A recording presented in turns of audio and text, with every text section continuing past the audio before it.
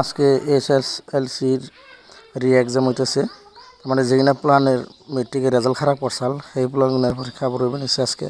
তো এই পরীক্ষাটা হইবেন কলকাছিয়া যেটা হাই স্কুল, সেই হাই স্কুলে।